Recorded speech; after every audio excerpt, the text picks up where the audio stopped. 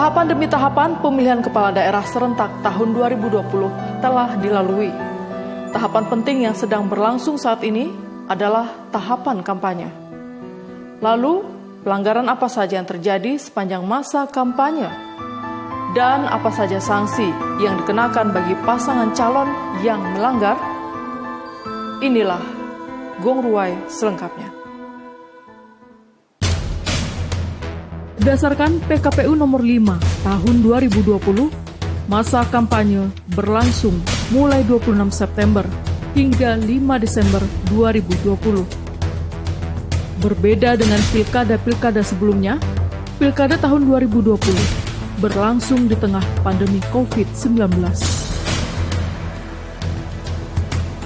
Dalam aturan kampanye tahun 2020, mengacu pada peraturan KPU nomor 13 tahun 2020. Salah satunya mengatur setiap pasangan calon wajib mematuhi dan menerapkan protokol kesehatan dalam berkampanye. Di antaranya, mengatur pertemuan tatap muka hanya diperbolehkan untuk paling banyak 50 orang. Sejak 26 September sampai dengan 13 November 2020, Badan Pengawas Pemilu atau Bawaslu Provinsi Kalimantan Barat mencatat terdapat 68 pelanggaran protokol kesehatan COVID-19. Dari hasil pengawasan kampanye update kemarin, itu sudah terjadi 1.481 kegiatan kampanye yang berhasil kita awasi, dan dari 1.481 itu ada tatap muka dan terbatas. Nah, dari itu ada sejumlah pelanggaran protokol kesehatan seperti tidak menggunakan masker, tidak ada cuci tangan, jaga jarak dan sebagainya. Itu ada kurang lebih 68 jenis pelanggarannya, atau ada 60 kegiatan kampanye yang melanggar. Nah, apa yang dilakukan oleh Bawaslu adalah melakukan tindakan pencegahan di lapangan. Jadi dari 68 itu 48 kita saran perbaikan di lapangan. Ada juga kemudian kita sampaikan peringatan tertulis. Peringatan tertulis itu apabila pesertanya melebihi 50 orang. Dan ada dua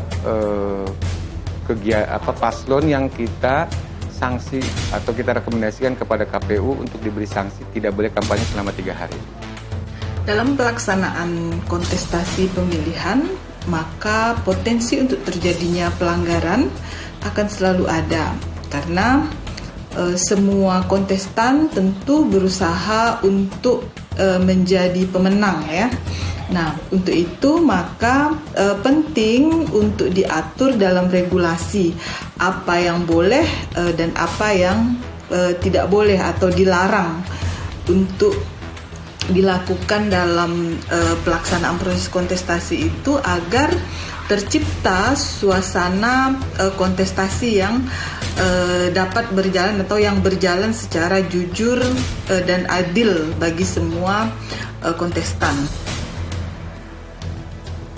Dalam menerapkan sanksi pelanggaran protokol kesehatan, Bawaslu mengacu pada PKPU nomor 13 tahun 2020.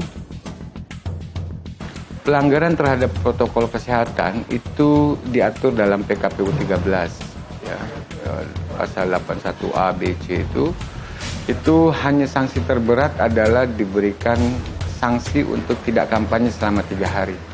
Tidak ada satu pasal pun di dalam undang-undang pilkada maupun PKPU terkait dengan pelanggaran sanksi di atas itu, misalnya diskualifikasi. Jadi kalau misalnya ada pelanggaran pertama ya saran perbaikan, kemudian peringatan tertulis. Kalau peringatan tertulis tidak dibubarkan, kalau tidak dibubarkan diberikan sanksi. Kira-kira itulah levelnya.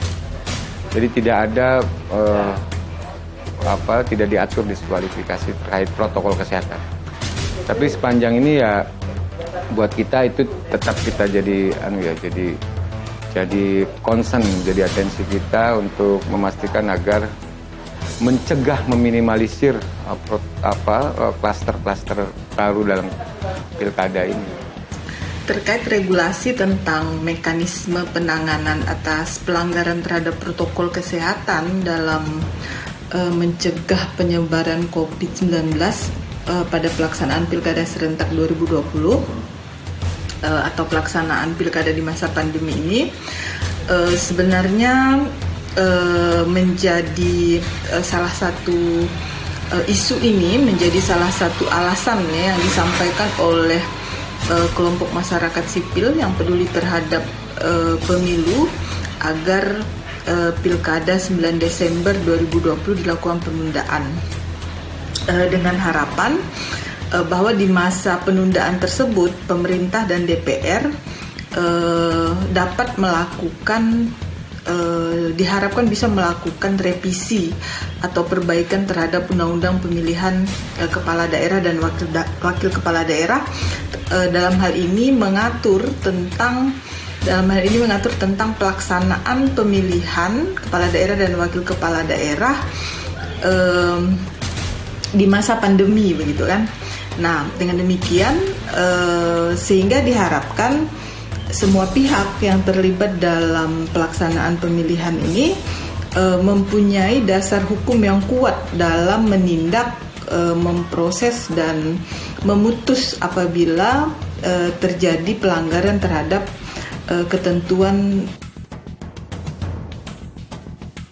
Selain pelanggaran protokol kesehatan yang dilakukan paslon, pelanggaran lainnya adalah berkaitan dengan netralitas aparatur sipil negara atau ASN. Kita juga melihat ada tren peningkatan kasus pelanggaran netralitas ASN, khususnya yang dilakukan di media sosial. Jadi hasil tracking kita itu saat ini mulai dari tahapan pencalonan sampai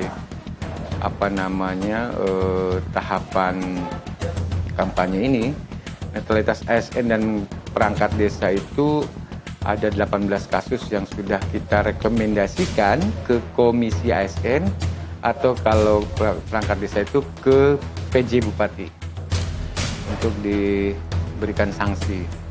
Ada yang sudah turun dari Komisi ASN bentuk sanksinya, ada juga yang masih kita menunggu.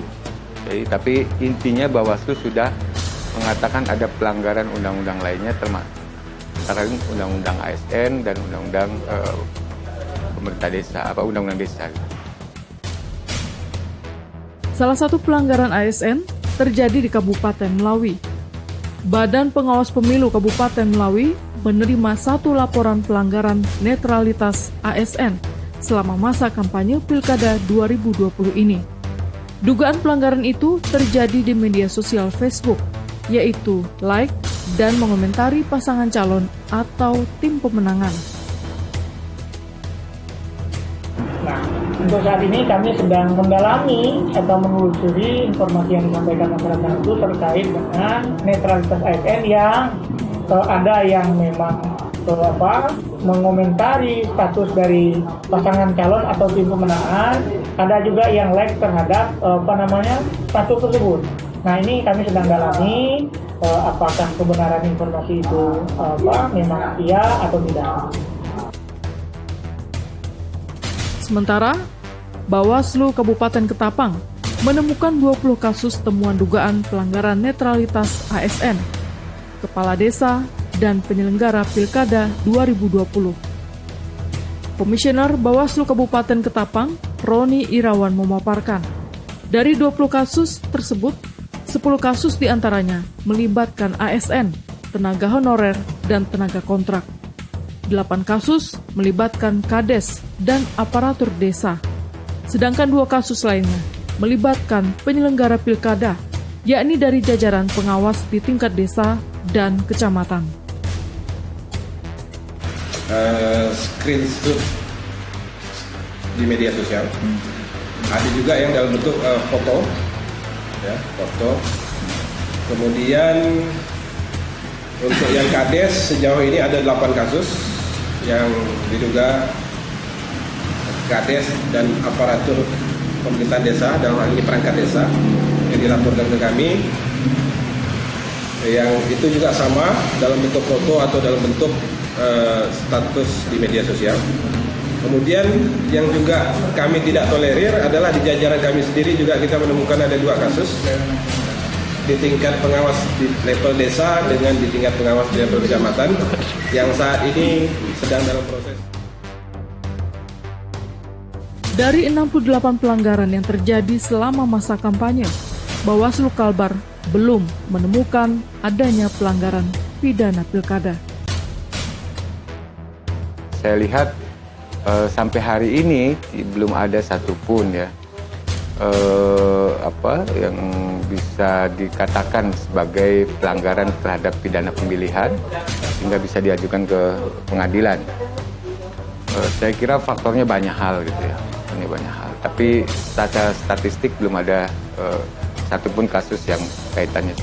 Memang lebih banyak kalau hasil pengawasan kita itu lebih banyak soal netralitas, ya pelanggaran undang-undang lainnya. Jadi pelanggaran itu kan pelanggaran administrasi, pelanggaran pidana pemilihan, pelanggaran etik, dan pelanggaran terhadap undang-undang lainnya atau hukum lainnya. Nah ini yang pelanggaran pidana pemilihan kita belum ada satu kasus pun yang berhasil ya dimajukan ke pengadilan. Pemungutan suara Pilkada serentak tahun 2020 di 7 kabupaten di Kalimantan Barat semakin di depan mata, tepatnya pada 9 Desember 2020. Lalu sudah sejauh mana pendistribusian logistik Pilkada di 7 kabupaten di Kalbar tersebut? Gong Ruwai segera kembali.